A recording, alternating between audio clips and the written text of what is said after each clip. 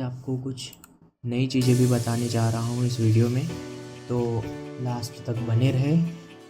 सबसे पहले हम फ़ोटोशॉप ऑन कर लेते हैं। मैं फ़ोटोशॉप का 2025 वर्ज़न यूज़ कर रहा हूँ इस समय।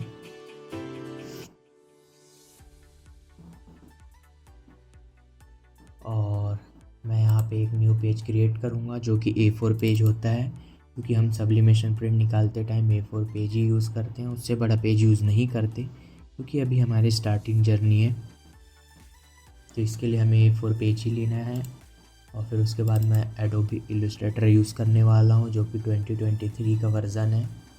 इसका लिंक मैंने पहले वाले वीडियो में दिया हुआ है, आप वहाँ से जाके डाउनलोड कर सकते हैं।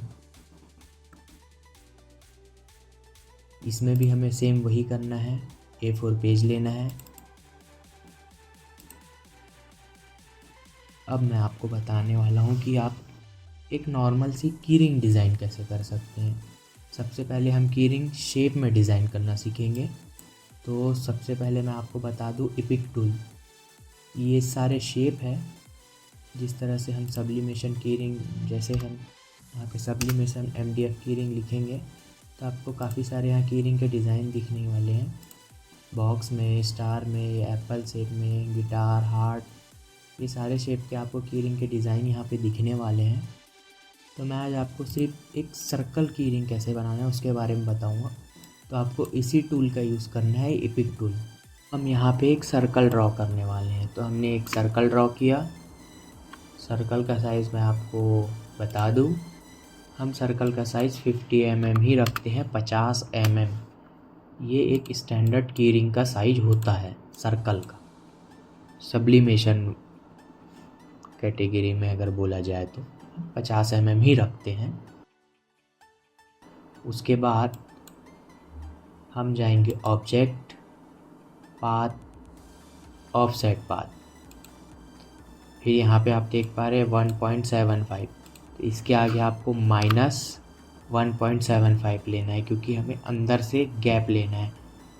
जैसे आपको यहाँ पे दिख रहा होगा की चैन के बीच में ये सर्कल अंदर है, तो उस सर्कल को एकदम एक्यूरेट कैसे लिया जाता है, उसके पीछे का रीज़न यही है कि हमें ऑफसेट पाथ लेना पड़ता है। और माइनस लगाना ना भूलें, -1.75 रखना ही है आपको। उसके बाद ओके कर दें। ओके करने के बाद आप यहाँ पे से इस कलर को वाइट कर सकते हैं। वाइट करने के बाद आपको एक फिर सर्कल बनाना है। सर्कल बनाने के बाद इसका साइज़ आपको याद से 2.5 रखना है। अगर आप ज़्यादा रख देंगे तो भी आपके काम नहीं आना, अगर आप कम रखेंगे तो भी वो आपके कोई काम नहीं आएगा, क्योंकि ज़्यादा रखने पे और लगेगा और कम रखेंगे तो वो जो यहाँ पे जो कड़ी होती है, ये जो आपको एक कड़ी दिख रही है, ये कड़ी नहीं घुसेगी अगर आप कम करेंगे। और ज़्यादा कर देंगे तो कीरिंग ही भद्दा दिखेगा।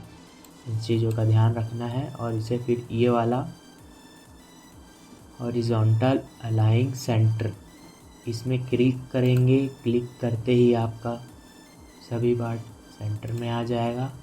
उसके बाद आपको ये वाला वाइट बॉर्डर को डिलीट कर देना है और इसे 2.5 रखना ना भूलें, क्योंकि ये 2.5 रहेगा तभी एक्यूरेट सर्कल कटिंग होगा। अगर आप ज़्यादा रख देंगे तो भी ख़राब हो जाएगा, कम रख देंगे तो भी आपकी दिक्कत आएगा। तो 2.5 एक स्टैंडर्ड सर्कल का होल होता है की चैन के लिए। अब हमारी की चैन तो रेडी हो गई। अब हमारा नेक्स्ट पार्ट है कि हमें प्रिंट भी करना है, तो हम इसे यहाँ लेके चलते हैं। अब हम एक नॉर्मल सी कोई भी इमेज डाउनलोड करते हैं।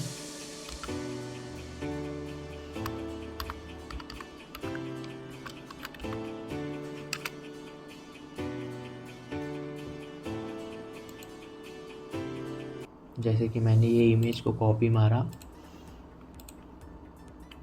और यहाँ पे लाके पेस्ट कर दिया, Ctrl+V। अब मैं चाहता हूँ कि ये जो की चैन है मेरी, उसे मैं प्रिंट करूँ। प्रिंट करने के लिए मैंने इमेज यहाँ पर लाया, इसे लेफ़्ट क्लिक करके क्रिएट क्लिप इन मास्क कर दिया। उसके बाद इसे यहाँ पर सेट कर दिया मैं। सेट करने के बाद थोड़ा नीचे रखें ताकि सिर ना कटे। और यहाँ पे हमारा होल भी है, मैं वो भी आपको दिखाता हूँ। आप देख रहे हो यहाँ पे होल भी है, एपेसिटी यहाँ से कम ज़्यादा करके आप देख सकते हैं। इसके बाद सबसे ज़्यादा इम्पॉर्टेंट पार्ट होता है, लोग यहाँ पे आके वीडियो को बंद कर देते हैं, तो ऐसा ना करें। इसके बाद सबसे इम्पॉर्टेंट पार्ट बचा हुआ है, तो आप उसमें ध्यान दें। इसके बाद हमने यहाँ से जो ये सर्कल को लिया है, उसको हमें लेफ़्ट क्लिक करके बिल्डिंग ऑप्शन में जाकर स्ट्रोक देना ज़रूरी है। अगर आप बिना स्ट्रोक दिए करेंगे तो हो सकता है कि आपकी जो सब्लिमेशन शीट है उसमें पूरी तरीके से फ़ोटो प्रिंट ना हो, कुछ पार्ट वाइट छूट जाएगा और वो कीरिंग ख़राब हो जाएगी, वो किसी काम की नहीं रहती। तो इस चीज़ का हमें ध्यान रखना है। हम स्ट्रोक हमेशा 15 पिक्सल ही देते हैं कीरिंग के लिए, स्टैंडर्ड साइज़ होता है। ओके कर दे और फिर इसे लेफ़्ट क्लिक करके यहाँ पे आपको कहीं पे दिखेगा कन्वर्ट स्मार्ट ऑब्जेक्ट, ये वाला ऑप्शन ज़रूर देखें। किसी के यहाँ पे होगा या किसी के कहीं और जगह पे होगा। हर फ़ोटोशॉप वर्ज़न में अलग अलग जगह पे कन्वर्ट स्मार्ट ऑब्जेक्ट दिया हुआ है, तो इसे मिस ना करें। एक बार ध्यान से पहले देख ले कन्वर्ट स्मार्ट ऑब्जेक्ट कहाँ पर दिया हुआ है। उसके बाद इसे क्लिक करेंगे तो आप देख पा रहे हैं कि बाहर के बॉर्डर हट गए हैं और ये जो कॉर्नर पे बचे हुए हैं उसके लिए आप इमेज को थोड़ी थोड़ी हल्की बड़ी कर सकते हैं और राइट क्लिक कर देंगे। इसके बाद मैं आपको एग्ज़ाम्पल दिखाता हूँ, जैसे कि ये सब्लिमेशन प्लेट हो गई। इसे अगर मैं इसके ऊपर ले जाके रखूँगा तो मेरे को आजू बाजू बहुत सारा एरिया मिल रहा है। मैं आपको दिखाता हूँ कलर चेंज कर कर। आप देख पा रहे हैं कि मुझे यहाँ आजू बाजू बहुत सारा एरिया मिल रहा है। इससे क्या होगा, अगर मेरी कीरिंग प्रिंट करते टाइम अगर मैंने टेप लगाया और वो ऐसा खिसक गया तो भी यहाँ पे प्रिंट आ जाएगा, इधर खिसक गया तो भी यहाँ पे प्रिंट आ जाएगा। कि आप लगाएंगे तो क्या होगा कि आपको एक अंदाज़ा रहेगा कि आपने सेंटर में लगाया हुआ है चारों तरफ से। इससे क्या होगा कि आपकी सब्लिमेशन कीरिंग की जो प्लेट है वो ख़राब नहीं होगी, आप आसानी से प्रिंट निकाल पाएंगे। अब हम चलते हैं आरडी वर्क में। सभी के में अलग अलग सॉफ्टवेयर होगा लेज़र का, बट मैं आरडी वर्क ही यूज़ करता हूँ। ज़्यादातर मशीनों में मैंने ये यूज़ किया है, तो आपको मैंने लास्ट वीडियो में बताया था, फिर से मैं इस वीडियो में बताने जा रहा हूँ। फाइल सेव कॉपी में जाना है, यहाँ लिखना है कीरिंग, उसके बाद सेव कर देना है। और सेव करते टाइम यहाँ पे ऑप्शन में जाना है CS6 और ओके, फिर से ओके कर देना है।